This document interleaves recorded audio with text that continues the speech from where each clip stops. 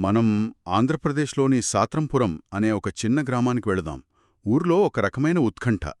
ఒక తండ్రి ఆ, తన కొడుకు మొదటి ఏడుపు కోసం ఎదురుచూస్తున్నాడు.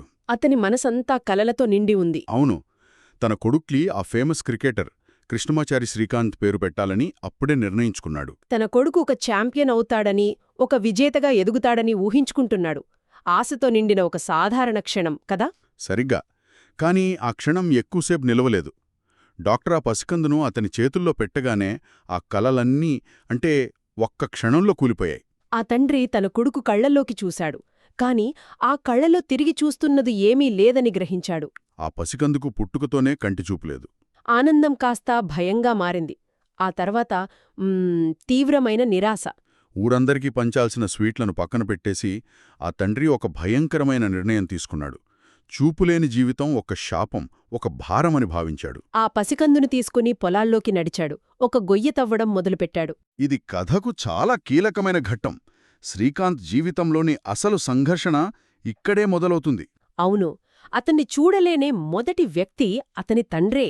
అతనికి కళ్ళున్నాయి కాని తన కొడుకులోని భవిష్యత్తును చూసే దృష్టి లేదు. కాని ఆ తల్లి ఊరుకోలేదు. ఆమె జోక్యం చేసుకుంది. ఆ చిన్న సమాధి అంచున భర్తతో పోరాడి తన బిడ్డను కాపాడుకుంది. శ్రీకాంత్ జీవితం పుట్టుకతోనే వచ్చిన తిరస్కరణపై విజయంతో మొదలైంది అన్నమాట. సరిగ్గా చెప్పారు. ఈరోజు మనం శ్రీకాంత్ బోళ్ల జీవితాన్ని లోతుగా పరిశీలిస్తున్నాం. అతని ప్రయాణంలోని మలుపులను, అతను ఎదుర్కొన్న ఆ వ్యవస్థలను, ఇంకా అతను నిర్మించిన ఆ సామ్రాజ్యాన్ని అర్థం చేసుకోవడానికి ప్రయత్నిద్దాం. ఇది కేవలం అంధత్వంతో పోరాడిన వ్యక్తి కథ కాదు. అస్సలు కాదు. ఇది చూపుకి, దృష్టికి మధ్యున్న తేడాను తెలిపే కథ. సరే, అతను బ్రతికాడు. కాని ఆ తర్వాత అతని బాల్యం ఎలా గడిచింది? స్థానిక పాఠశాలలో అతని అనుభవం ఎలా ఉంది? ఏమాత్రం బాగలేదు. చాలా దారుణంగా ఉండేది. తోటి విద్యార్థులు అతన్ని గుడ్డివాడు అని పిలుస్తూ వేధించేవాళ్లు. క్లాస్లో కూడా ఎప్పుడూ వెనకే కూర్చోబెట్టేవారు. అవును. అతని తెలివితేటలకు అక్కడ గుర్తింపు లేదు. వాళ్లకు కనిపించింది కేవలం అతని వైకల్యం మాత్రమే. చాలా క్రూరమైన ఒంటరితనం. దీంతో కుటుంబం ఒక పెద్ద నిర్ణయం తీసుకుంది. అతన్ని హైదరాబాద్లోనే ఒక ప్రత్యేక పాఠశాలకు పంపించారు. అక్కడ మొదటిసారిగా అతను రాణించడం మొదలుపెట్టాడు. ఒక స్టార్ విద్యార్థిగా ఎదిగాడు. కాని ఇక్కడ ఒక ఆసక్తికరమైన విషయం ఉంది. ఏమిటది? శ్రీకాంత్ కేవలం అమాయకుడైన బాధితుడు కాదు. అస్సలు కాదు. అతనిలో ఒక రకమైన మొండితనం, చెప్పాలంటే కొంచెం అహంకారం కూడా పెరిగాయి. ప్రపంచం తనను తక్కువ చేసినప్పుడు తను అందరికంటే గొప్పవాడని నిరూపించుకోవాలనే తపనాది. దాన్ని ఒక రకమైన ఆత్మరక్షణ కవచమనొచ్చా? అనొచ్చు. కాని అదే సమయంలో అది అతని ఎదుగుదలకు అడ్డంకిగా కూడా మారింది తెలుసా? అతని ప్రవర్తన కారణంగానే ఆ పాఠశాల నుండి అతన్ని బహిష్కరించారు. అంటే అతని తెలివి, అతని మొండితనం రెండూ అతనికి శత్రువులయ్యాయి. అవును. సరిగ్గా ఇక్కడే దేవిక అనే ఉపాధ్యాయురాలు అతని జీవితంలోకి ప్రవేశిస్తోంది. ఆమె ఒక గేమ్ చేంజర్. దేవిక అతనిలోని ఆ ఆవేశాన్ని, ఆ అహంకారాన్ని దాటి చూసింది. ఆమె అతనిలోని అపారమైన శక్తిని గుర్తించింది. తెలివికి క్రమశిక్షణ తోడవ్వకపోతే అది వృధా అని ఆమె అతనికి నేర్పించింది. ఆమె మార్గదర్శకత్వంలో శ్రీకాంత్ తన కోపాన్ని, ఆ శక్తిని అంతా సరైన దారిలో పెట్టాడు. పూర్తిగా చదువుపై కేంద్రీకరించాడు. దాని ఫలితమే బోర్డ్ పరీక్షలలో 98% మార్కులు. భారత విద్యా వ్యవస్థలో ఇది ఒక అద్భుతమైన స్కోరు. ఎవరికైనా సరే ఉన్నత విద్యకు అన్ని దారులు తెరుచుకోవాలి. కాని శ్రీకాంత్ విషయంలో అలా జరగలేదు. 98% మార్కులొచ్చినా అతను సైన్స్ గ్రూప్ తీసుకోవడానికి ఆ సిస్టమ్ ఒప్పుకోలేదు. ఇది నమ్మశక్యంగా లేదు. ఎందుకు? ఇది కేవలం నియమాల గురించా, లేక లోతుగా పాతుకుపోయిన పక్షపాతం గురించా? భద్రత అనే ముసుగులో ఉన్న వివక్ష. వాళ్ల ఉద్దేశంలో దృష్టిలోపం ఉన్న విద్యార్థులు ల్యాబ్లో ప్రయోగాలు చేయడం ప్రమాదకరం. కాబట్టి వాళ్లు ఆర్ట్స్ లేదా హ్యుమానిటీస్ మాత్రమే చదవాలనేది వాళ్ల వాదన. ఇది వ్యవస్థ యొక్క ఊహాశక్తి లేమికి నిదర్శనం. పైకి చూస్తే వారి ఆందోళన సహేతుకంగానే అనిపిస్తోంది. ల్యాబ్లో యాసిడ్లు, పరికరాలు ఉంటాయి కదా. అక్కడే శ్రీకాంత్ వాదనలోని తెలివి బయటపడుతుంది. అతను ఏమన్నాడంటే, సైన్స్ అనేది మెదడుతో చేసేది, కళ్లతో కాదు. అవును, ల్యాబ్ అసిస్టెంట్ సహాయంతో నేను ప్రయోగాలు చెయ్యగలను, సమీకరణాలను అర్థం చేసుకోగలను, సిద్ధాంతాలను విశ్లేషించగలను. అసలైన ప్రమాదం ల్యాబ్లో కాదు, తమ పద్ధతులను మార్చుకోవడానికి ఇష్టపడని ఆ అధికారుల మనస్తత్వంలో ఉంది. అందుకే అతను ఆ వ్యవస్థపై కేస్ వేశాడు. ఒక టీనేజర్ రాష్ట్ర ప్రభుత్వంపై న్యాయపోరాటం చేయడం చిన్న విషయం కాదు. దేవికా సహాయంతో 6 నెలల పోరాటం తర్వాత అతను ఆ కేసు గెలిచాడు. అతని గెలిచాడు, కాని యుద్ధం ఇంకా ముగియలేదు. కోర్టులో గెలిచినా దేశంలోని అత్యున్నత ఇంజనీరింగ్ సంస్థలైన ఐఐటీలు అతన్ని ప్రవేశ పరీక్ష రాయడానికి కూడా అనుమతించలేదు. ఇరు వ్యవస్థలో పాతుకుపోయిన జడత్వానికి నిలువుటద్దం. అంటే మాకు అనవసరం అన్నట్టు. మళ్ళీ అదే నమూనా కదా. వ్యవస్థకు చూపు ఉంది, వాళ్ళు అతని అంధత్వాన్ని చూడగలరు. కాని అతనొక ఎంఐటి స్థాయి మేధావి అనే దృష్టి వారికి లేదు. ఖచ్చితంగా ఇది ఒక సంస్థ యొక్క చల్లని బ్యూరోక్రాటిక్ అసహ్యం. కాని దేవిక అతనికొక కొత్త మార్గాన్ని చూపించింది. భారతదేశం కాదంటే ప్రపంచం నిన్ను ఆహ్వానిస్తోంది అని సలహా ఇచ్చింది. ఇది కథలో ఒక అద్భుతమైన మలుపు. భారతదేశంలోని ఐఐటీలకు పనికిరాని శ్రీకాంత్ ప్రపంచంలోనే అత్యుత్తమ ఇంజనీరింగ్ పాఠశాలైన మసాచ్యూసెట్స్ ఇన్స్టిట్యూట్ ఆఫ్ టెక్నాలజీ అంటే ఎంఐటీలో అడ్మిషన్ సాధించాడు. అక్కడి వ్యవస్థ ఒక సమస్యను కాకుండా ఒక మార్గదర్శకుణ్ణి చూసింది. కాని అమెరికా వెళ్లే ముందు కూడా అతనికి చివరి అడ్డంకి ఎదురైంది విమానాశ్రయంలో. అవును, సిబ్బంది అతని చేతిలో ఉన్న తెల్ల ట్రోస్టీని చూసి భద్రతా కారణాల రీత్యా ఒంటరిగా ప్రయాణించలేవని అడ్డుకున్నారు. ఆ క్షణంలో అతని స్పందన అతని వ్యక్తిత్వాన్ని చూపిస్తుంది. అతను వాళ్లని బ్రతిమాలలేదు.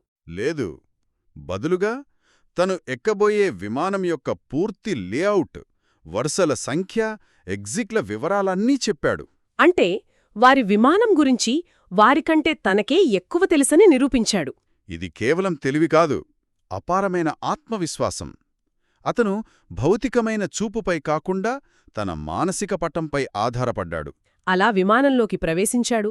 అమెరికాలో ఎంఐటీలో అతని జీవితం పూర్తిగా మారిపోయింది. అక్కడతను అంధ విద్యార్థి కాదు, కేవలం శ్రీకాంత్. అతనికి స్నేహితులు దొరికారు, మద్దతు లభించింది. అన్నింటికన్నా ముఖ్యంగా అతను స్వాతిని కలిశాడు. వారి సంబంధం చాలా ముఖ్యం. స్వాతి అతని వైకల్యాన్ని చూడలేదు, అతని సంకల్పాన్ని, అతని వ్యక్తిత్వాన్ని చూసింది. అమెరికాలో మంచి ఉద్యోగంతో స్థిరపడే అవకాశం ఉన్నప్పటికీ ఆమె అడిగిన ఒక ప్రశ్న అతని జీవితాన్ని మలుపు తిప్పింది. నువ్వు నిజంగా ఏమి చేయాలనుకుంటున్నావు? ఆ ప్రశ్నే అతన్ని భారతదేశానికి తిరిగి వచ్చేలా చేసింది. తనలాంటి వాళ్లకోసం ఏదైనా చెయ్యాలనే తపనతో దేవిక సహాయంతో ఒక కంప్యూటర్ ఇన్స్టిట్యూట్ ప్రారంభించాడు. దృష్టిలోపం ఉన్న పిల్లల కోసం. కాని అది విఫలమైంది. ఎందుకని? ఎందుకంటే అది ఒక వ్యాపారంగా కాకుండా ఒక స్వచ్ఛంద సంస్థగా నడిచింది. అతను పిల్లలకు నైపుణ్యాలు నేర్పించాడో కాని వాళ్లని ఉద్యోగంలోకి తీసుకోవడానికి ఎవరు ముందుకు రాలేదు. సరిగ్గా అప్పుడే అతను ఒక ముఖ్యమైన విషయం గ్రహించాడు. ఉపాధిలేని విద్య కేవలం ఆలస్యమైన నిరాశ మాత్రమే. ఆ వైఫల్యం నుండే ఒక గొప్ప ఆలోచన పుట్టింది. కేవలం నైపుణ్యాలు నేర్పడమే కాదు, ఉద్యోగాలు సృష్టించాలని అతను నిర్ణయించుకున్నాడు. ఇక్కడే ఇన్వెస్టర్ రవి మంథాతో కలిసి బుల్లంత్ ఇండస్ట్రీస్ పుట్టింది. ఈ వ్యాపార నమూనా గురించి మనం కొంచెం లోతుగా మాట్లాడాలి, ఎందుకంటే ఇది చాలా తెలివైనది. అవును, ఇది వ్యర్థాల నుండి సంపదను సృష్టించే నమూనా. రైతులు కాల్చివేసే తాటి ఆకుల వంటి వ్యవసాయ వ్యర్థాలను ముడిసరుకుగా తీసుకుని బయోడిగ్రేడబుల్ ప్యాకేజింగ్ ఉత్పత్తులను తయారు చేస్తారు. ముడిసరుకు ఉచితం కాబట్టి లాభాలెక్కువ. కాని అసలైన ఆవిష్కరణ వారి శ్రామిక శక్తిలో ఉంది కదా. అవును, కరెక్ట్. వారు ఎక్కువగా వికలాంగులను నియమించుకున్నారు. కానీ ఇక్కడ విషయం దాతృత్వం కాదు, ఇది తెలివైన ఇంజనీరింగ్. ప్రమాదకరమైన పారిశ్రామిక యంత్రాలను అంధులు కూడా సురక్షితంగా, వేగంగా ఆపరేట్ చేసేలా మార్పులు చేశారు. అంటే యంత్రాలను ఎలా మార్చారు? ఉదాహరణకు, ఒక పెద్ద ప్రెస్ మెషీన్ ఉందనుకోండి. దానికి స్పర్శ సంకేతాలు, ఆడియో హెచ్చరికలు సులభంగా గుర్తించగలిగేలా విభిన్న ఆకారాలలో లివర్లను జోడించారు. ఓహ్, అలాగా? ఇది పొరపాట్లకు ఆస్కారం తగ్గించి ఉత్పాదకతను పెంచుతుంది.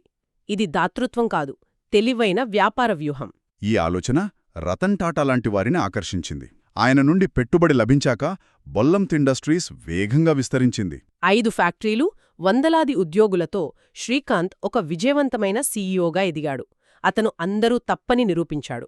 కాని విజయం దానితో పాటు కొత్త సవాళ్లను తెస్తుంది. అవును, శిఖరాగ్రానికి చేరాక శ్రీకాంత్లోని పాత బలహీనతలు అంటే ఆ అహంకారం మళ్లీ బయటపడ్డాయి. అతను తన వ్యాపార భాగస్వామి రవితో విభేవించడం, ఏకపక్ష నిర్ణయాలు తీసుకోవడం మొదలుపెట్టాడు. అతన్ని నిర్మించిన సంబంధాలే విచ్ఛిన్నం కావడం ప్రారంభమయ్యాయి. ఈసారి అతని పతనానికి బయటి వ్యవస్థ కాదు, అతనే కారణం. కంపెనీ నష్టాల్లోకి వెళ్లడం మొదలైంది. ఈ కథలోని క్లైమాక్స్ ఏదో పెద్ద వ్యాపార ఒప్పందం గెలవడం కాదు, అది ఒక భావోద్వేగ పరాకాష్ఠ. శ్రీకాంత్ తన తప్పును గ్రహించడం, తను ఒంటరిగా ఏదీ సాధించలేనని, తన భాగస్వాముల సహాయం అవసరమని అంగీకరించడం. మళ్లీ దేవిక మార్గదర్శకత్వంలో అతను తన అహాన్ని పక్కన పెట్టి రవితో రాజీపడతాడు. తన సొంత అహాన్ని జయించిన తర్వాతే కంపెనీ మళ్లీ నిలదొక్కుని తన అసలైన లక్ష్యాన్ని చేరుకోగలిగింది. ఇది చాలా శక్తివంతమైన పరివర్తన. ఇప్పుడు అతని కథ యొక్క ట్యాగ్లైన్ అందరి కళ్ళు తెరవడానికి వస్తున్నాడనేదానికి అసలైన అర్థం స్పష్టమవుతుంది. ఇది ఎప్పుడు అతని కంటిచూపు గురించి కాదు. ఇది మన దృక్పథం గురించి.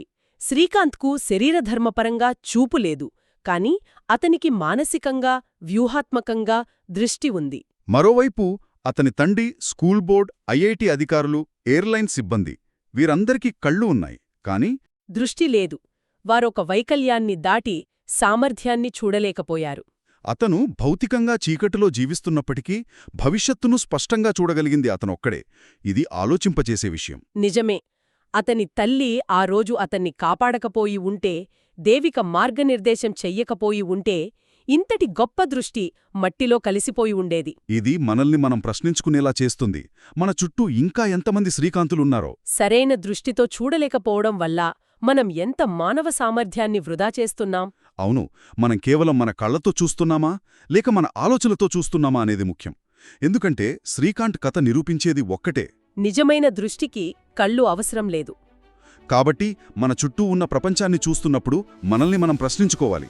మనమేమి చూస్తున్నాము, ఇంకా ముఖ్యంగా మనమేమి చూడలేకపోతున్నాము. ఎందుకంటే కొన్నిసార్లు అత్యంత స్పష్టమైన దృష్టి చీకటి నుండే వస్తుంది.